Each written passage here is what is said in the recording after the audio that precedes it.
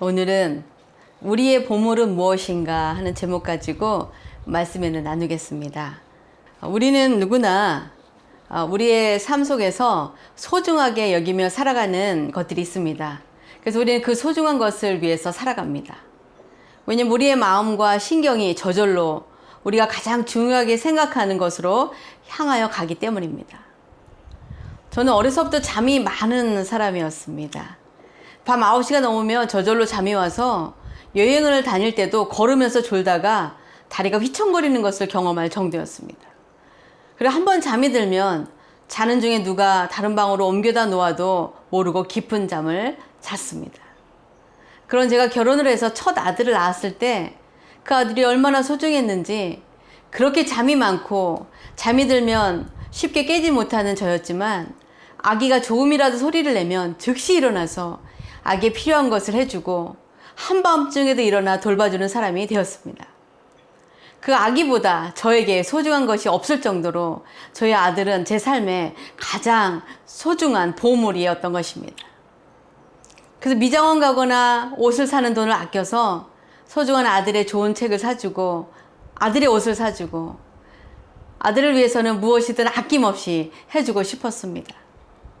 그리고 밤이나 낮이나 그 아들이 제 삶에 너무 중요한 존재였기 때문에 언제나 제 마음과 생각이 아들을 향하여 가고 있었습니다. 근데 저만 그랬을까요? 이 세상의 거의 모든 엄마들에게 자녀들은 그들의 삶의 최우선순위가 되고 그들을 위해서라면 그 어떤 것도 아끼지 않고 주고 싶은 것일 것입니다. 그것이 보통의 부모의 마음이고 특별히 엄마의 마음일 것입니다. 그런데 또 어떤 이들은 이 세상 그 무엇보다도 자신의 명예나 권력을 중요하게 생각하는 사람들도 있습니다. 그래서 한국에서 임기를 마치고 고향에서 살던 전직 대통령은 명예를 소중히 여겼기에 산에서 스스로 투신해서 자신의 목숨을 걸고 명예를 지킨 분도 있습니다. 그분에게는 명예가 자신의 생명보다 더 가장 소중했기 때문일 것입니다. 그렇게 사람들마다 소중하게 생각하는 것이 다르지만 그런데 대부분의 사람들이 보통 가장 중요하게 생각하는 것이 있습니다. 그것은 바로 돈입니다. 성경에서 신구약을 합쳐 돈과 재물에 관한 구절이 2350개나 됩니다. 신약 성경에서 돈에 관한 이야기는 믿음이나 구원에 관한 구절보다 비교할 수 없이 많을 뿐 아니라 예수님께서 비유로 말씀하신 38가지 내용 중에 16개나 되는 비유가 모두 돈과 물질에 관한 것을 볼 때 동서고금을 막론하고 얼마나 사람들이 돈과 재물을 소중하게 여기고 살아가고 있는지를 보게 됩니다. 주님께서 그렇게 많은 물질에 관한 비유를 들으셔야만 했던 이유는 사람들이 하나님을 가장 사랑하고 이웃을 내 몸과 같이 사랑해야 한다는데 돈을 더 사랑하고 소중히 여기기 때문에 믿음과 구원의 길에서 멀어진다는 것을 예수님께서 아시고 경고하시며 우리들에게 권면하신 것입니다.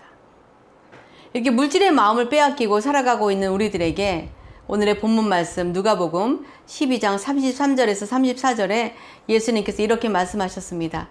우리 이화정 원사님 읽어주실 수 있으실까요? 누가복음 12장 33절에서 34절.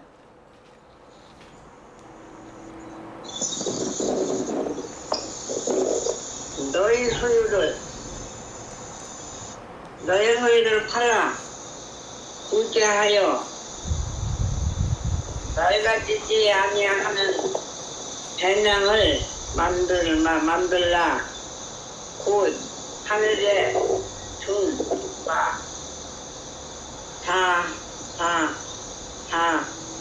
함이 없는 보물이니 거기는 도둑도 가까이 하는 일이 없고 종도 먹는 일이 없느니라.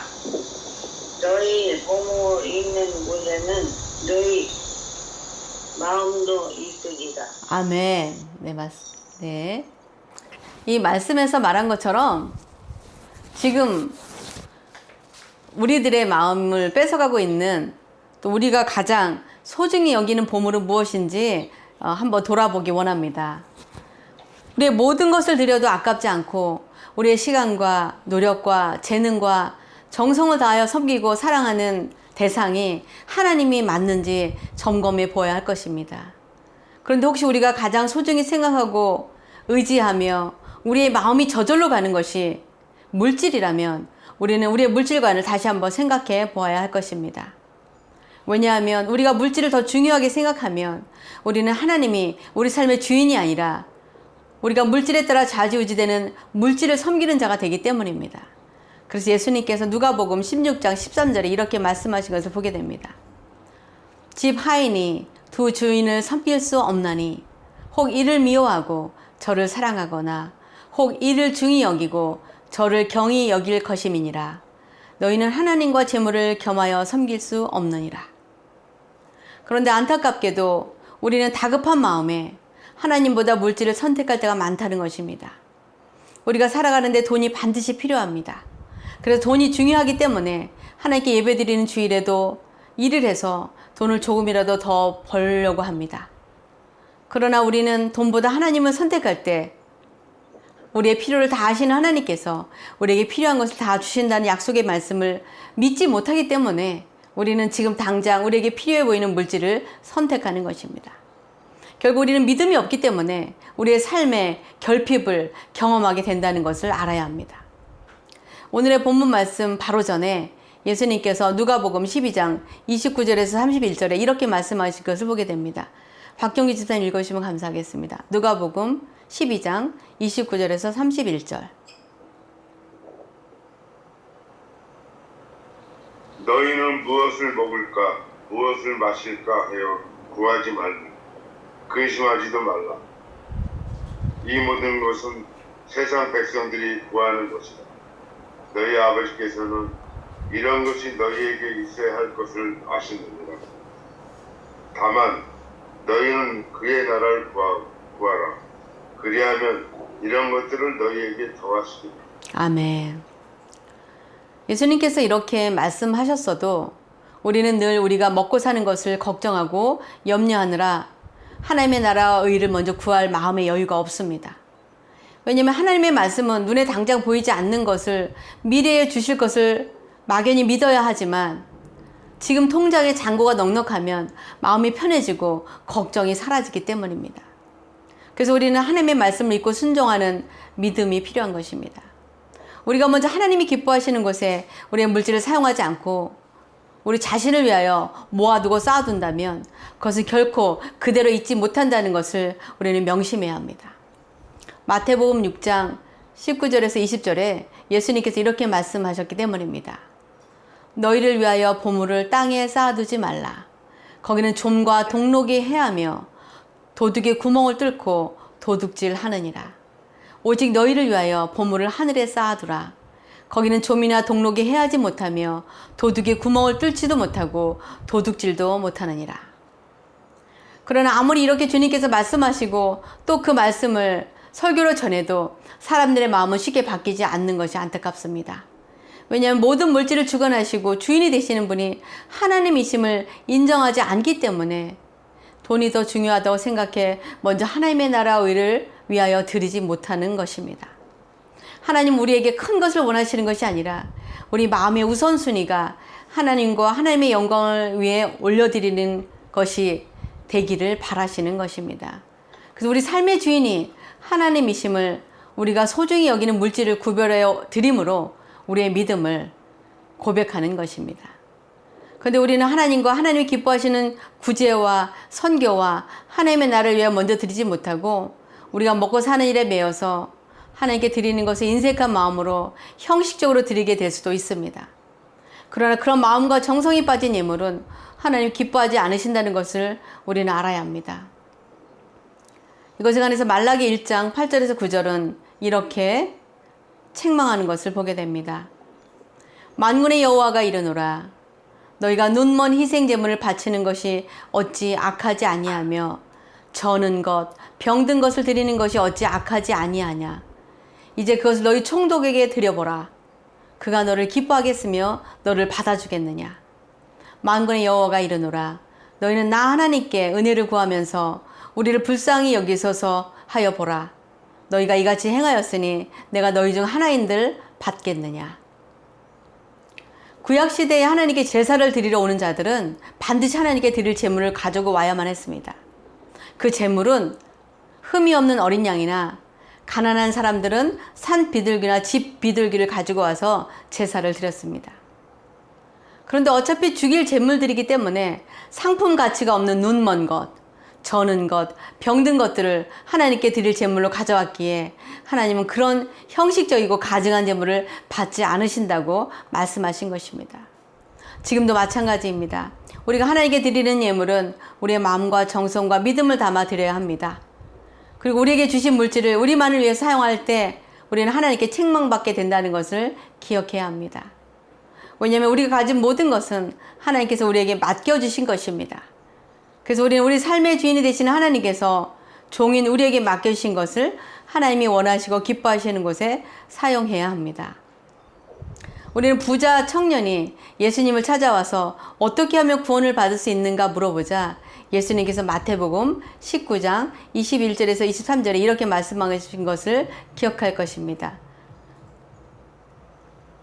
박종규 집사님, 마태복음 19장 21절에서 23절 읽어주시면 감사하겠습니다. 예수께서 이르시되 내가 운전하고자 할진대 가서 내 소유를 팔아 가난한 자들에게 주라. 그리하면 하늘에서 부하가 내게 있으리라. 그리고 와서 나를 따르라 하시니 그 청년이 재물이 많으므로 이 말씀을 듣고 근심하며 가니라. 예수께서 제자들에게 이르시되 내가 진실로 너희에게 이르노니 부자는 천국에 들어가기가 어려우니라. 아멘.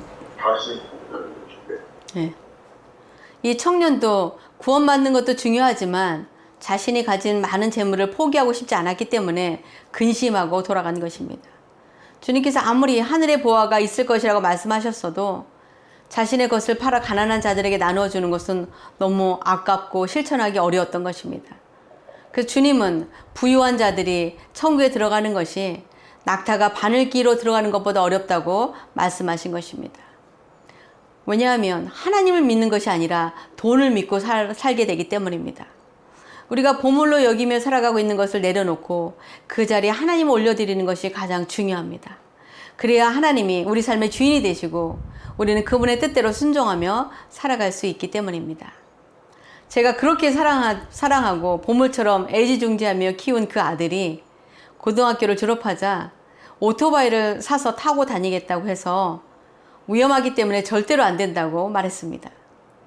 그러니까 아들이 하는 말이 그럼 서로 각자 하나님께 기도해보고 하나님의 응답대로 하자는 제안을 했습니다. 그래서 서로 각자 기도하고 3일이 지나 함께 모여서 서로 하나님께서 뭐라고 하셨는지 물었습니다. 그래서 제가 먼저 하나님께서 아들에게 뭐라고 하셨는지 말하라고 했더니 하나님께서 자신에게 오토바이를 타는 것을 허락하셨다고 말했습니다. 믿기가 어려워서 어떻게 응답하셨냐고 물었습니다. 그랬더니 자신이 아주 싸게 매물로 나온 오토바이가 있는데 이것은 아주 금방 팔리는 모델인데 하나님께서 자기가 오토바이 타는 것을 허락하시면 그것이 팔리지 않고 계속 있게 하시고 만약에 자기가 타기를 원하지 않으시면 빨리 팔려버리게 해달라고 기도했다는 것입니다. 그렇게 3번이나 기도했는데 그것이 팔리지 않고 있는 걸 보니까 하나님께서 허락하셨다는 것입니다. 그리고 저의 응답을 물어보았습니다. 엄마, 하나님께서 뭐라고 하셨어요? 저도 하나님께 간절히 기도했습니다. 하나님, 어떤 엄마가 그렇게 위험한 것을 타도록 허락하겠습니까? 그렇게 간절히 기도하는데 하나님께 제 마음에 이런 말씀을 주셨습니다. 네가 그를 지키는 자냐? 그래서 바로 아니지요. 하나님, 제가 그를 지키는 사람은 아니지요. 그럼 너의 그 소중한 아들을 나에게 맡길 수 있겠느냐라는 음성을 듣고 얼마나 많이 울었는지 모릅니다.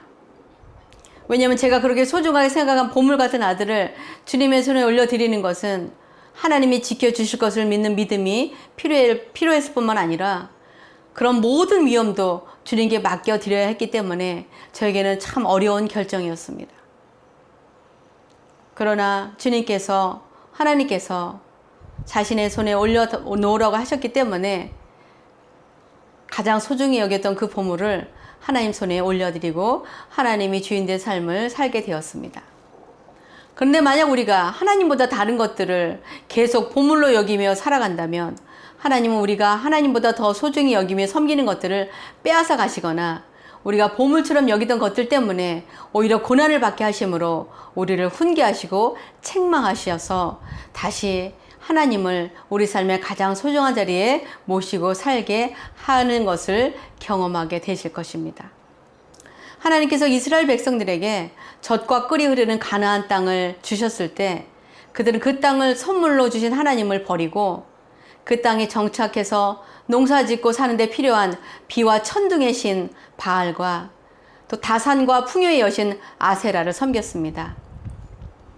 그래서 하나님은 수많은 선지자들을 보내셔서 그들이 섬기는 우상을 버리고 하나님께 돌아오라고 말씀을 전하셨지만 그들은 끝내 하나님을 주인으로 섬기지 못하고 물질적 풍요를 추구하고 그 땅의 수확물을 위해 비와 풍요의 우상들을 섬기자 하나님은 그들이 소중하게 여긴 그 땅을 황폐하게 만들고 그 땅에서 쫓겨나서 이방 나라의 포로로 끌려가게 하셨습니다.